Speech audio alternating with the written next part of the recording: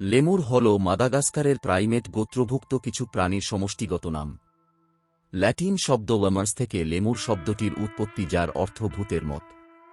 রাতের আধারে লেমুরের মুখে আলো ফেললে অনেকটা ভূতের মতো দেখায়, তাই এর নামকরণ এভাবে করা হয়েছে। লেমুর সাধারণত আফ্রিকার মাদাগাস্কারেই দেখতে পাওয়া যায়। এই প্রজাতিটি খুব সম্ভবত ৬.৫ কোটি বছর আগে আবির্ভূত হয়েছিল। থ্রি-ব্যান্ডেড আর্মাডিলো হল পূর্ব ব্রাজিলের একটি স্থানীয় আর্মাডিলো প্রজাতি।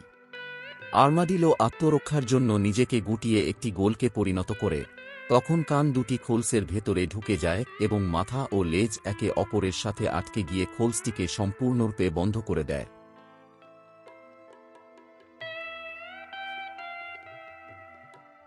ওরাংউটান বা বনমানুষ লেজবিহীন প্রাইমেট। এদের শরীরে লাল কিংবা বাদামি বর্ণের লোম থাকে। লম্বা ও শক্তিশালী বাহু রয়েছে। এর সাহায্যে খুব দ্রুত ও নিখুঁতভাবে গাছে চড়তে পারে। দক্ষিণ পূর্ব এশিয়ার বনাঞ্চলে এদের আবাস। কমসংখ্যক বনমানুষ রয়েছে। বন নিধনের সংখ্যা দ্রুত কমে যাচ্ছে এবং বিপন্ন প্রজাতির দ্বারপ্রান্তে। ডলফিন পৃথিবীজুড়েই দেখা যায়, বিশেষ করে অগভীর সমুদ্রে। ডলফিন মাংসাশী প্রাণী, মাছ এবং স্কুইড এদের প্রধান খাদ্য। ধারণা করা হয় ১০ মিলিয়ন বছর আগে ডলফিনের উদ্ভব।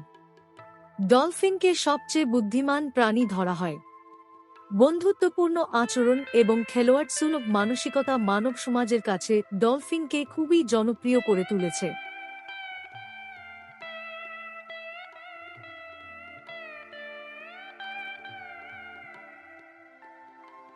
কমোডো ড্রাগন হল ইন্দোনেশিয়া জাতীয় প্রাণীদের অন্যতম। এর আকার ৩ মিটারের কাছাকাছি লম্বা হয়, ওজন প্রায় ৭০ কিলোগ্রাম পর্যন্ত হয়। এরা পাখি, অমেরুদণ্ডী ও স্তন্যপায়ী প্রাণী আহার করে। মৃত জীবজন্তু এদের প্রিয় খাবার। এই প্রাণীর লালা বিষাক্ত এবং এদের কামড়ে আহত প্রাণী মারা যেতে পারে। লরিশরা নিশাচর এবং বৃক্ষবাসী এদের ভারত, শ্রীলঙ্কা এবং দক্ষিণ পূর্ব এশিয়ার গ্রীষ্মমণ্ডলীয় এবং বনভূমিতে পাওয়া যায়। এরা লেমুরের মতো দেখতে। লরিসের চলাচল হল চতুষ্পদী চলনের একটি ধীর এবং সতর্ক আরোহণ পদ্ধতি। কিছু লরিস প্রায় সম্পূর্ণরূপে পতঙ্গভুক, আবার অন্যরা তাদের খাদ্যে ফল, আঠা, পাতা, স্টোনফিশ কিছু প্রজাতি নদীতে বাস করে বলে জানা যায়। বেশিরভাগই প্রশান্ত মহাসাগর এবং ভারত মহাসাগরের কাছাকাছি প্রবাল প্রাচীরে বাস করে। এর পাথরের রঙের মতো ধূসর এবং ছোপ ছোপ সাঁতারুরা অসাবধানতাবশত তাদের পা রাখলেই হুল ফোটে। স্টোনফিশ বিরক্ত হলে তার উপর প্রয়োগ করা চাপের পরিমাণের সম পরিমাণে বিষ প্রবেশ করাতে পারে।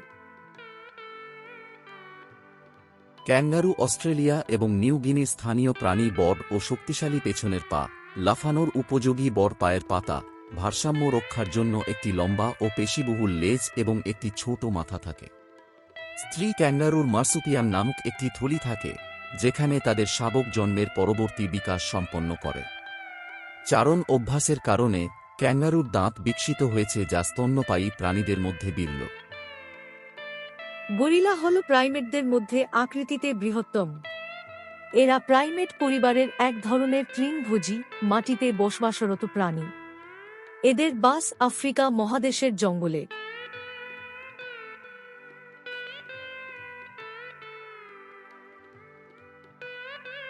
ট্যামারিনরা হল কাঠবিড়ালি আকারের নিউ ওয়ার্ল্ড বান। গোঁফের মতো মুখের লোম একটি সাধারণ বৈশিষ্ট্য। দক্ষিণ মধ্য আমেরিকা থেকে মধ্য দক্ষিণ আমেরিকা পর্যন্ত পাওয়া যায়। তাদের উত্তর পশ্চিম কলম্বিয়া, আমাজন অববাহিকা পাওয়া যায়। স্কোয়ারল মাঙ্কি হল সাইমিরি প্রজাতির নিউ ওয়ার্ল্ড বানর। মধ্য ও দক্ষিণ আমেরিকার ক্রান্তীয় বনাঞ্চলের বাস করে। বেশিরভাগ প্রজাতির বিচরণক্ষেত্র আমাজনে। তাদের হাতের তালু এবং পায়ের পাতা দিয়ে ঘামতে পারে। এর ফলে তাদের হাত ও পা স্পর্শ করলে ভেজা ভেজা অনুভূত হতে পারে।